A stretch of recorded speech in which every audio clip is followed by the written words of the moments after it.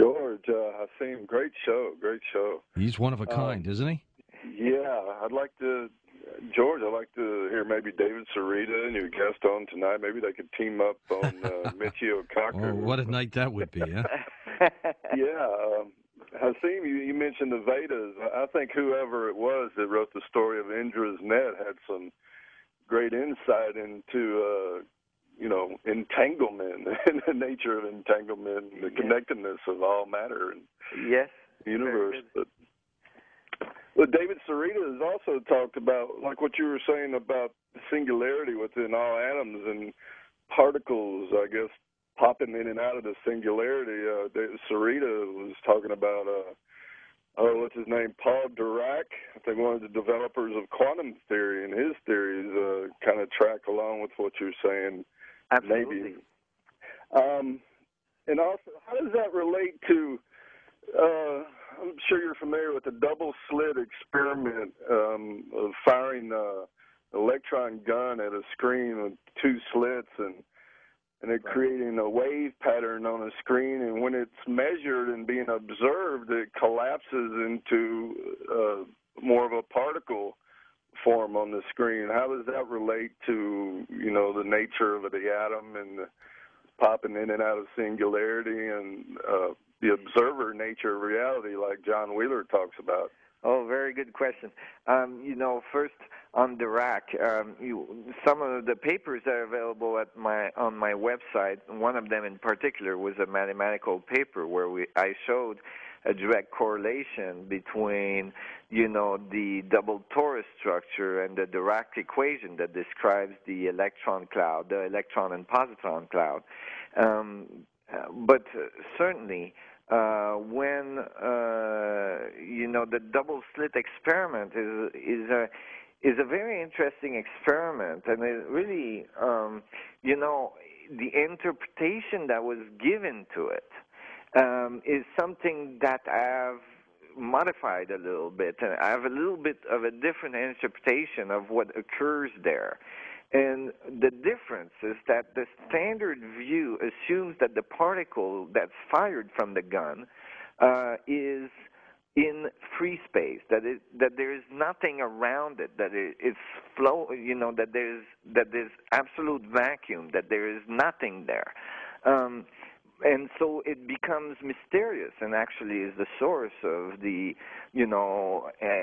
interpretation of quantum theory and so on. It becomes very esoteric, very mysterious, because sometimes it's a particle, and sometimes it's a wave, and if it's observed, it's changed, and all this.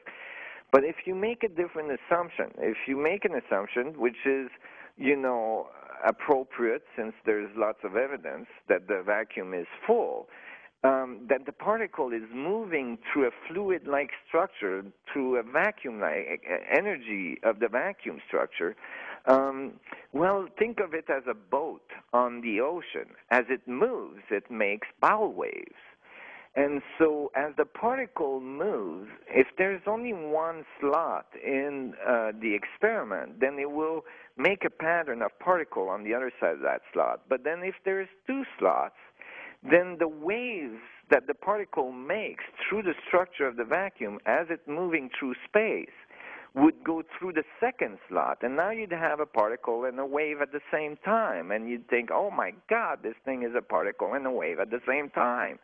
And then imagine that you put an instrument in the field that measures, or you could call it an observer, and now that observer is in the same field, and it's making waves in the structure of the vacuum. It's making disturbance in the structure of the vacuum.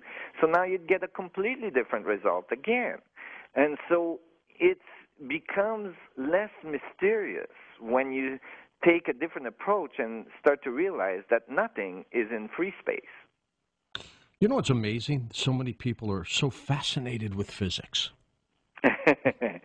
Yes, because I think it's instinctively a fundamental question of how did reality get there and how did we get here and so on. I think most people have that inside of them somewhere. If you went back into time, Nassim, and you were with Isaac Newton, what would you ask him?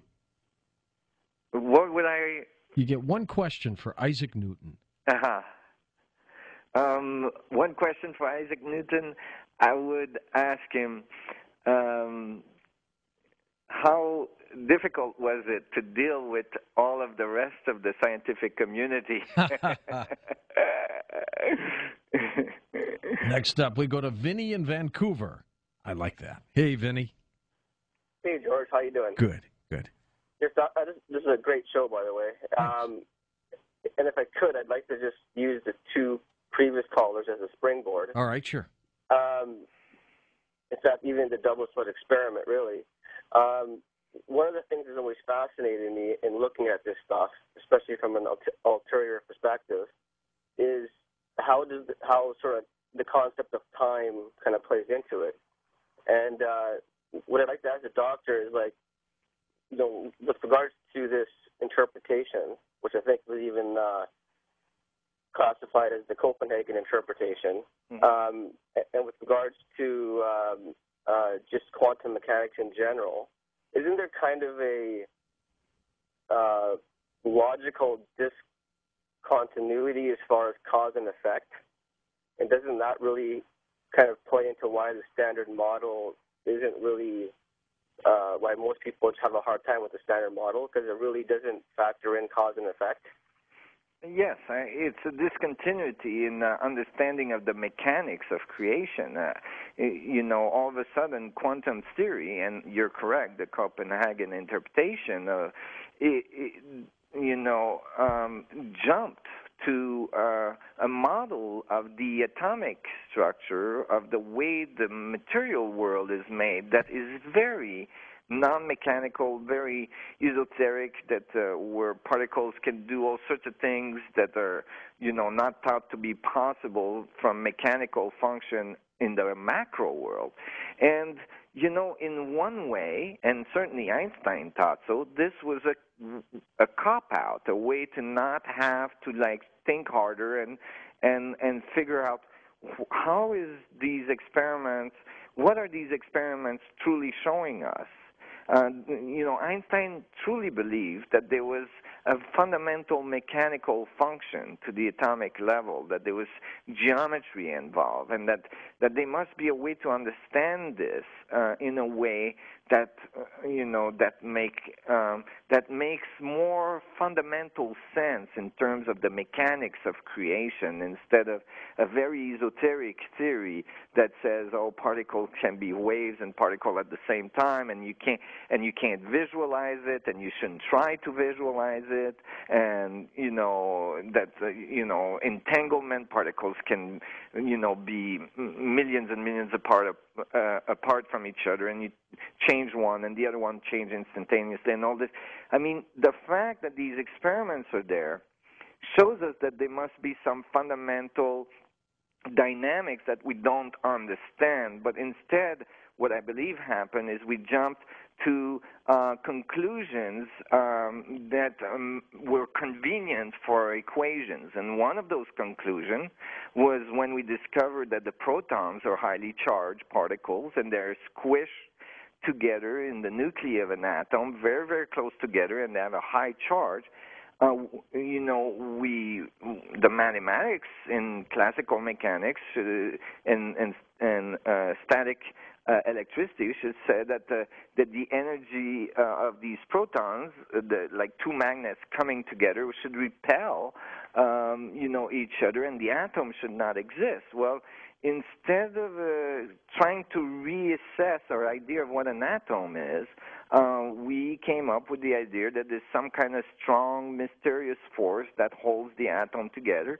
We calculated how strong it had to be, and we just stuck it in there with no source for it, no explanation where the mechanics came from to produce that force or anything like that. And so, what I'm showing now is no, there is actually fundamental mechanics that produce that force, and it's called a mini black hole. And when you have a mini black hole singularity at the nuclei of an atom, you have exactly the amount of force necessary to hold the protons together. And it's understandable that they couldn't come to that conclusion then. Black holes were not even discovered at the time. They were theoretically predicted by Einstein's equation, but even Einstein didn't like the idea that his equation predicted singularities and black holes. Nassim, when we come back, we'll take final phone calls with you on Coast to Coast AM. I'm George Norrie. We'll be right back.